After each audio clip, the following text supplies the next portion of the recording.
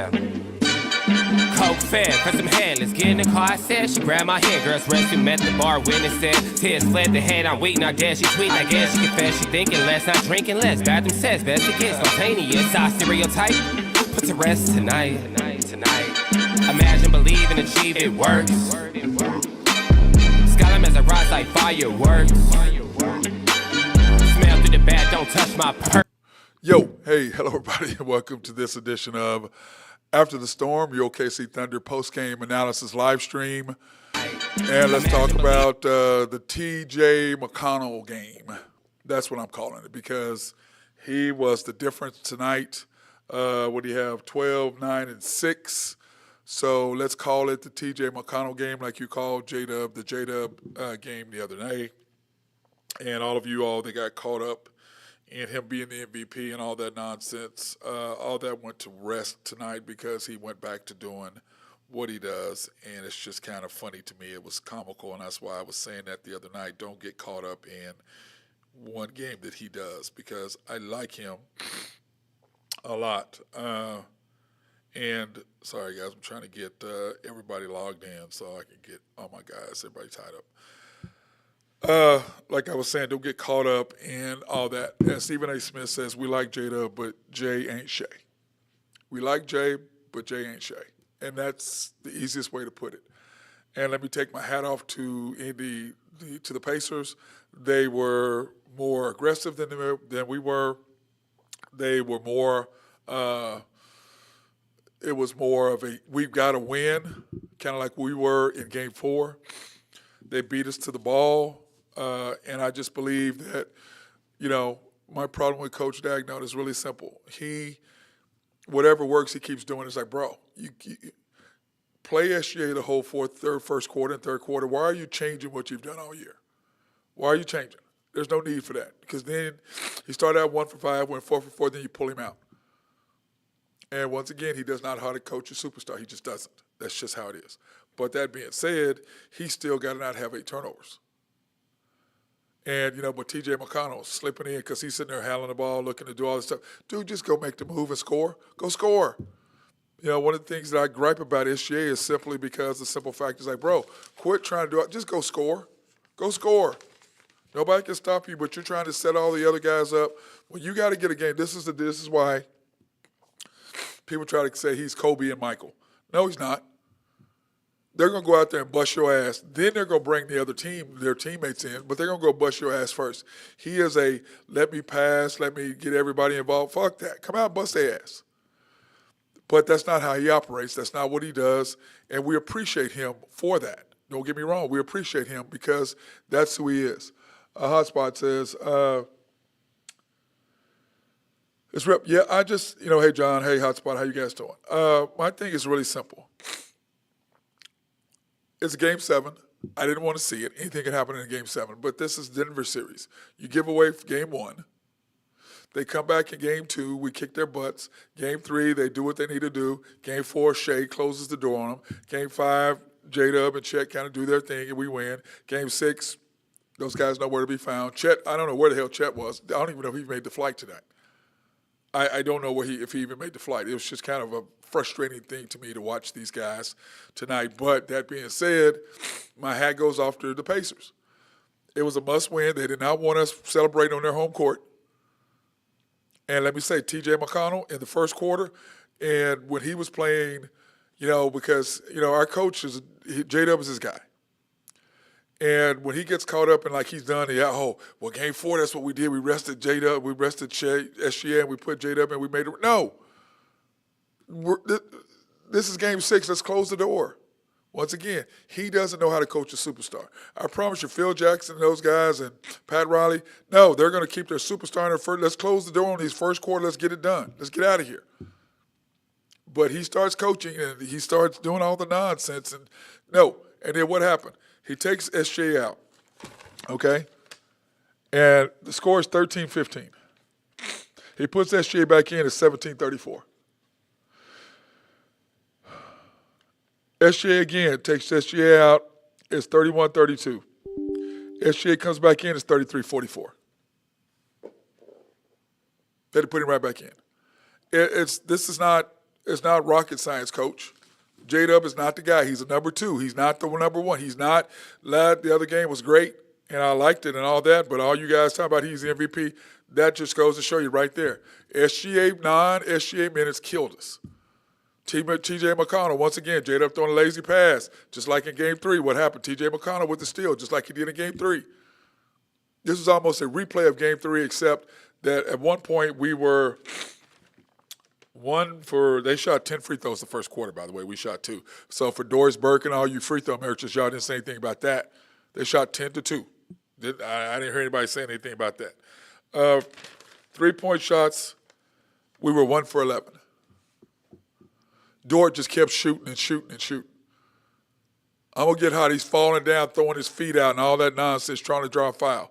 Bro, just catch up and shoot the ball and stand up and get your form right. Elbow in, shoulder back, shoot it. Don't try to throw your knees out there and legs out and fall all down and all that nonsense. Nobody's going for that. Nobody. Just catch the ball and shoot. But he came out, shot threes. J-Dub shot a 3. Chet shot a 3. He shot 3 threes. Boom. You had a chance right at the beginning of the third quarter to make a run. And you come out and decide to shoot threes. Once again, you have to have a coach that can help you do what you need to do. And you didn't do it, and that's what happened. So it is just, let me see. Nathan says, we might be celebrating. Oh, shut the hell up, Nathan. Ain't nobody want to hear your nonsense, bro. Nobody wants to hear that. If you want to be negative, Nancy, be that somewhere else. Go talk to the Pacers fans. This is my thing. The thing is this. The Thunder, this reminds me of the Denver series so much. It really does. We gave them game 1 just like we did Denver. They beat us in game 3 just like in Denver. SJ saves us in game 4.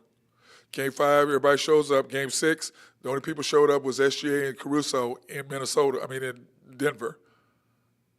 And no one showed up tonight. We were non-existent as a team tonight. Non-existent. That's what we were. And what happened? They put it on us. But it all started with T.J. McConnell. It all started when you put SJ on the bench. Like I said, the first quarter, instead of playing him, it's 13-15. You put him on the bench, you put him back in, and it was 5 minutes and 50 seconds to go. It was 13-15 when you took him out. At 6:27, it was 17-24 you put him back in. That fast. Just like when the other game in Game 5, Game 5, yeah. They cut within 2. SJ gets a steal. Dort hits a 3. SJ gets a steal, gets an and 1. That's 6 points. So all of a sudden it's 8. From being up 2, we're up 8. We get another steal. J-Dub comes back, hits a 3. We're up 11. Game over. That's how fast it turns. And that's not what happened here. It happened in reverse, and it was all T.J. McConnell. J-Dub gets the ball. Instead of bringing the ball up the floor, he's trying to throw a lob pass to Caruso. What the hell are you doing? Just bring the ball up the floor. SJ's on the floor, you bring it up. Why are you trying to pass it now? 9 SGA minutes. And you're trying to say J-Dub is the MVP. 9 SGA minutes were the difference. And when you look at what we did, here are the stats for the game. So this will tell you everything you need to know right here. And what we were able to do and what we were not able to do. Here are the stats right here. Thunder, 8 for 30. That can't be right. It can't be. Is that 8 for 30? Let me see if that's right. From three-point line, yeah, that's right. 8 for 30. But here's where you lost the game. We had 21 turnovers, they had 10. That's where you lost the game right there. Shea had 8 turnovers. It was pathetic. Embarrassing performance, honestly. I agree 100%. Jake, staying with Isaiah Joe, I didn't get the whole Isaiah Joe thing. What are you doing? And they went right at Isaiah Joe. So, every time they see it, they go right at him. And you put him in the game. I don't know what you're doing. He had, like I've said before, I like him, but he has no floor of the game. He just doesn't. As my friend Jennifer says, he doesn't know how to read a room. And that's facts. Let me see.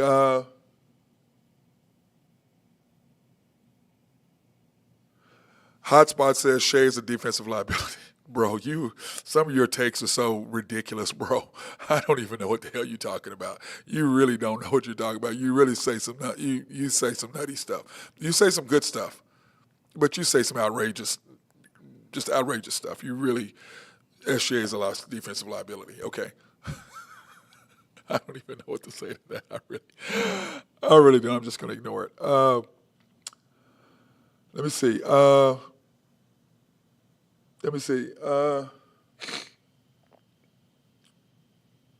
And his hotspot says we have to play Jay Will. No way. That's ridiculous. That's not happening. Let me see. Yes, he does, John. Alex, he needs to empty the clip. I agree. He needs to step up, but that's not who he is. He's not Kobe. He's not Michael. He's just not. He's more LeBron. He wants to pass the ball. He wants to set his teammates up. Instead of just going out there and busting their ass. Go out and bust their ass, because the more you free up, the more you score, the more the team gets depressed, and our team lifts up. Just like you did in Game 4, just like you did against Dallas, just like you did against Minnesota, just like you did against Denver. When you start rolling, SGA, and start scoring and look to be you start out being selfish, it helps our team. That's how this team works, plain and simple. Let's see.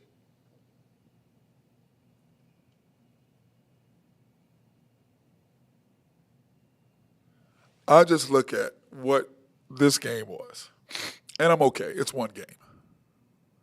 And this is the beautiful thing that I like about when we play terrible. Just like I said against Minnesota. They beat the brakes off us. And what did we do? We came back. Hey, Rashawn, what's up? No urgency by OKC. I agree. But like I said, when you look at the stats, 21 to 10 turnovers. We had 3 turnovers in like 2 minutes or something crazy. It was crazy. And then when you look at the box score, which we're going to do this and look at the box score, when you look at this, it's like, who the hell was that? Just like when we talk about Minnesota. Remember the Minnesota game? We were like, who the hell was this team? Where were we? I mean, I don't really understand.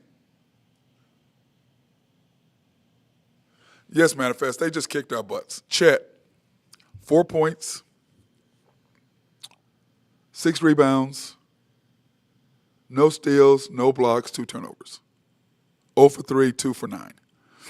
J-Dub, the MVP, 0 for 4, 6 for 13, 4 for 5 free throws, 3 rebounds, 1 assist, 3 turnovers. Minus 40 is what he was. Minus 40. Ihart played pretty good tonight, 10 points, only 4 rebounds. He's gone back to his disappearing self in the playoffs. Where's our Ihart that was doing double-doubles? Where's that guy? We need to see that guy. SGA, 31 minutes, 7 for 15. Remember, he was 1 for 5 to start out. He was 1 for 5 to start the game. So he went 6 for 10 in his next 10 shots. But he started out 1 for 5. Once again, he's got to come out ready, like you said, unloading the clip, 0 for 1, 7 for 8 for free throws, 4 rebounds, 2 assists, 8 turnovers, minus 17. 21 points. And it just has everything to do with when he's passive, it's just horrible. When he's passive, we're not going to win when he's passive. When he's looking to pass the ball, he's just ridiculous. He is. He's just ridiculous.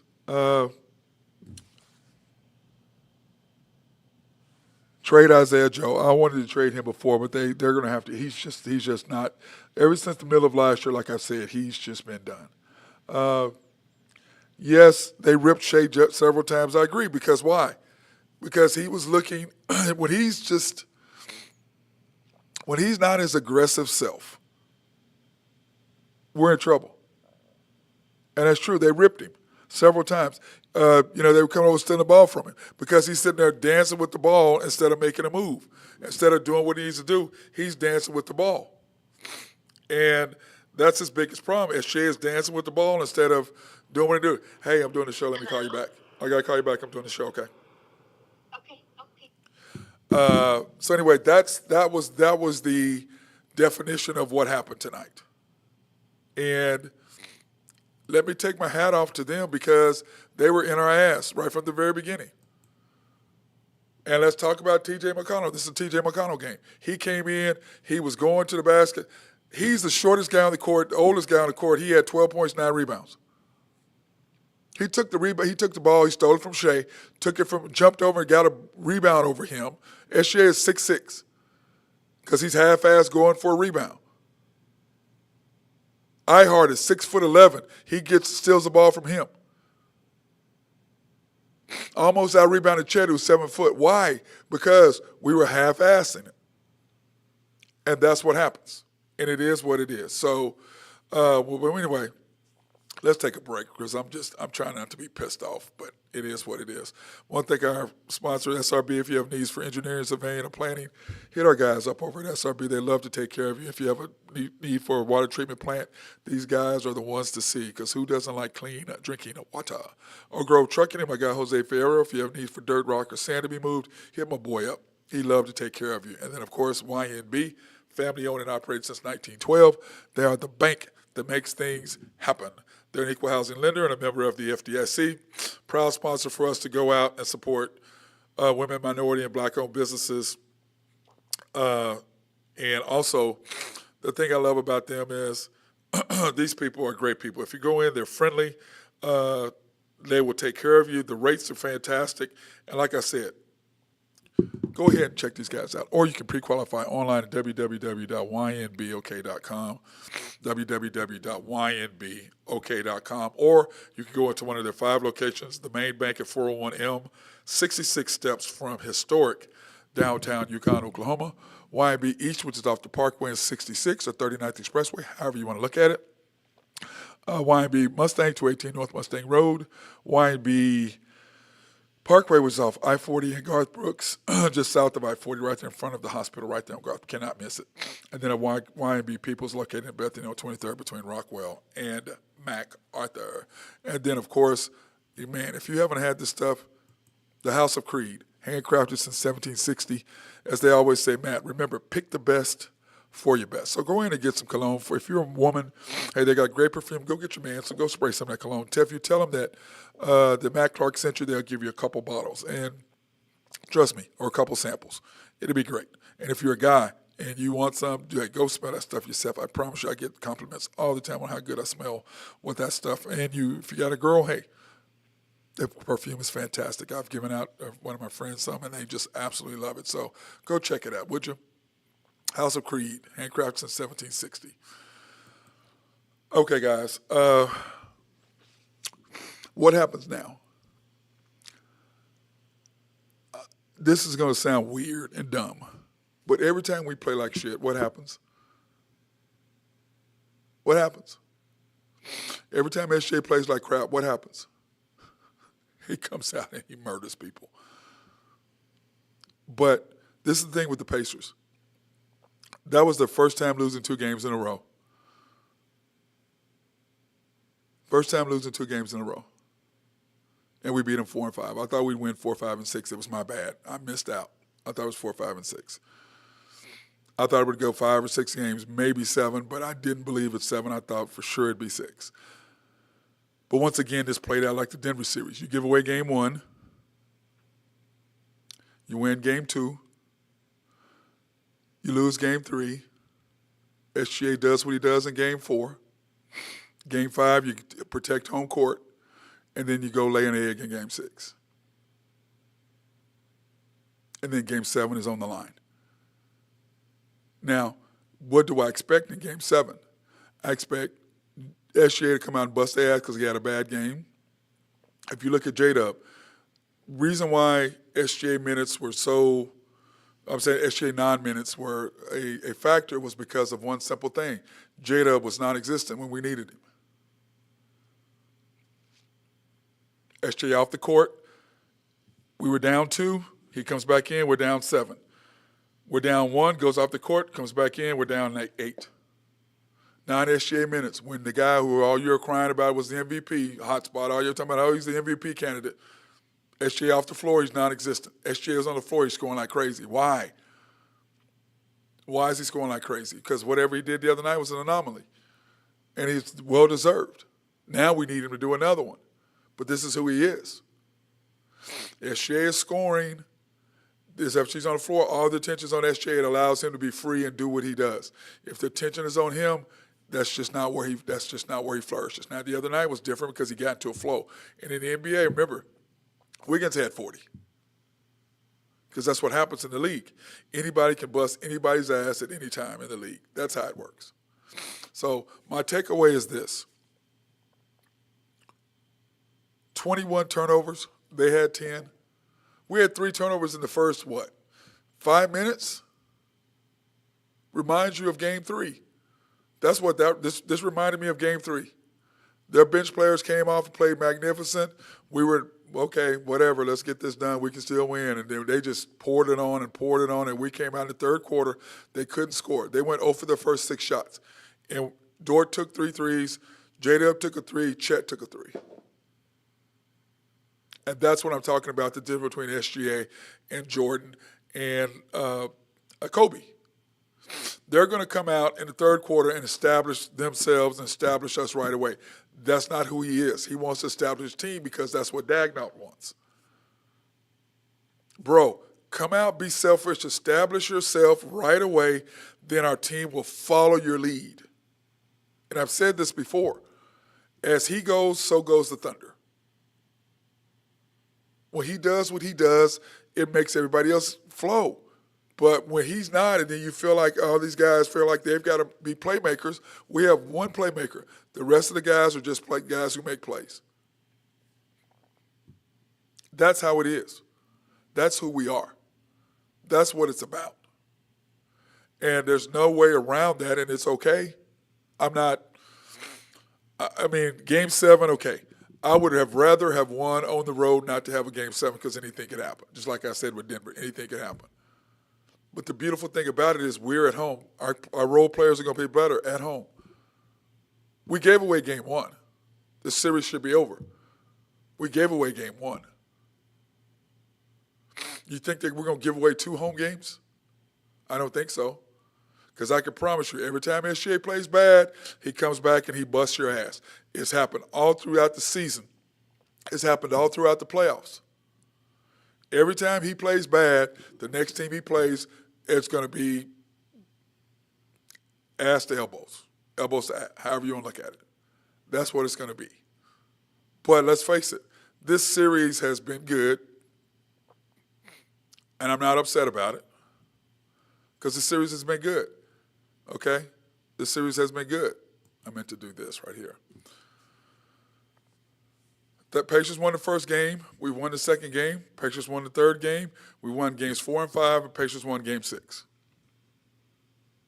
So when you look at how this is laid out and look at where it is, this is what it is. This is what it is.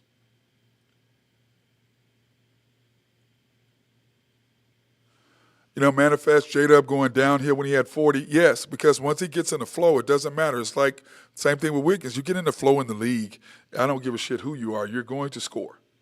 And that's how it is. You are going to score, okay? It doesn't matter where you're at. It doesn't matter who it is. That's what's going to happen. You're going to score. And it is what it is. And to me, the way that I look at it is SJ has to come out and establish himself. And if he will do that, then everything else will take care of itself. Jada will take care of himself. Chet will take care of himself. Wiggins will take care of himself. Dort will take care of itself. But it all starts with SGA coming out and doing what he does. If he will do that, everything else is gravy. We will win.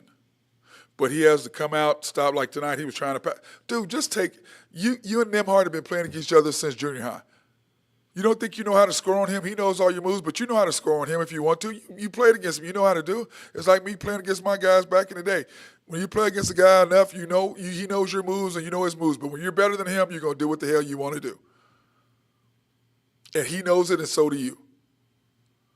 But remember, this is the playoffs. It's just like playing street ball. It's a lot more physical. It's a lot more handsy. It's a lot more reaching. So what do you got to do? Just be more effective.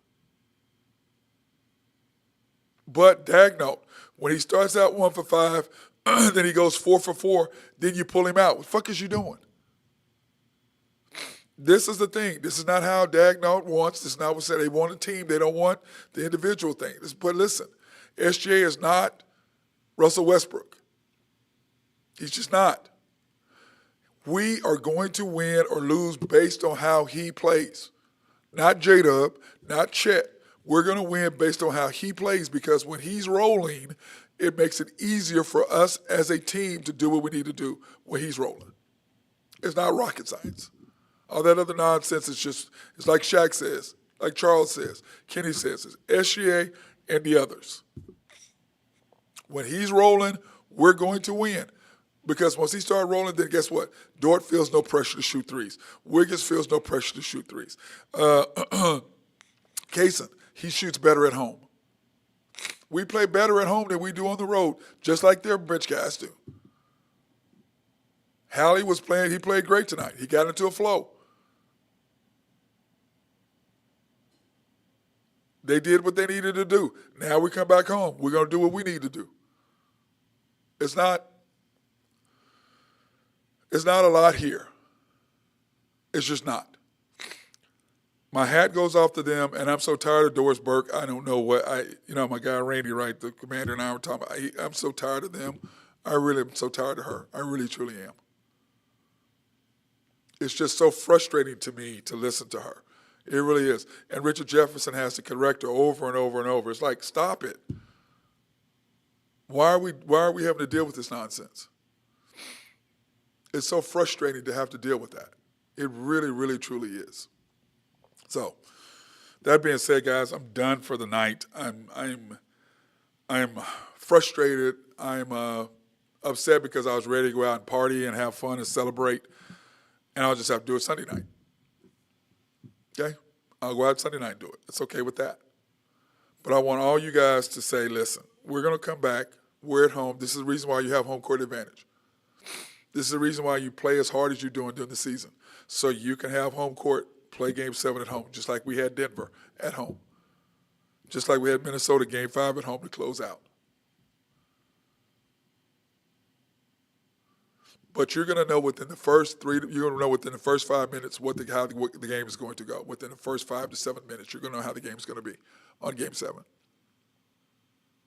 If SGA is passive, and he comes out trying to set everybody else instead of busting everybody's ass from the very beginning, we're in trouble. If J-Dub comes out and he can score right away and get into a rhythm, we're okay. If Chet can get into a rhythm and quit trying to think he's a unicorn and can dribble the damn basketball all over the place, pass the fucking ball. It's not Gonzaga. You're not playing against St. Mary's. Stop it. You're not a unicorn. The unicorn is named Wemby, and he's in San Antonio. That's the unicorn. But glad to have you on our squad. But know what you can and cannot do. And once again, when Chet starts doing too much, why? Because SGA's not rolling. He feels like he's got to play. J-Dub, same thing. When these guys feel like they have to make a play, they're not capable. They're just not. He starts going. He starts making shots. Everybody else does what they do. But when he's passive and trying to dribble and they're hovering all over us, listen, guys, tonight's game is simple. They wanted it more than we did. It's not hard. They wanted it more than we did. They did not want to celebrate on their home court. That's the end of the story. It's not rocket science. It's not hard. They did not want us. They did not celebrate on their floor. They just didn't, and it's okay. Game 7 on their home court, on our home court, 7 p.m. I think it's at 7 o'clock on ABC. We'll handle the business and get the trophy at home. I'm okay with that. I'm okay with that. So that being said, I'm done for the night. I'm going to go have a cocktail because I have a drink. I've been at the gym. You can see the gym behind me. We had our league tonight. And so I had to set everything up and get everything done. So I've done all that, got it cleaned up, ready to go. So I need an effing cocktail, and I'm gonna go have one right now. So I appreciate you guys staying up with me. I appreciate your comments. I appreciate all that stuff. Remember, like the video for me. I appreciate that so we can get some of those, whatever it is that Facebook needs or, YouTube needs. But keep your heads up, guys. It's 3-3. We're playing at home. Game 7. It reminds me of the Denver series. Remember, we played like crap in Denver in Game 6, came down. They knew it was over. They knew the game was over in the first 10 minutes. Just like they're going to know it's over in the first 10 minutes. But like I said, the first 5 to 7 minutes, you're going to know what the game is going to be. And please, Dagnall, let SGA play the whole first quarter, the whole third quarter. Let's go back to what got us 68 wins instead of you trying to be some sort of mad scientist, all that bullshit. Just let SGA roll. This is the last game. If he has to play 42 minutes, he plays 42 minutes. Take J-Dub's ass out like when he starts rolling. What did you do? Every time we got in trouble, who'd you have on the court? SGA, Caruso, Kaysen, Wiggins, and Ihart, or Chet. I've said all along. What have I said all the time? What is your best 5?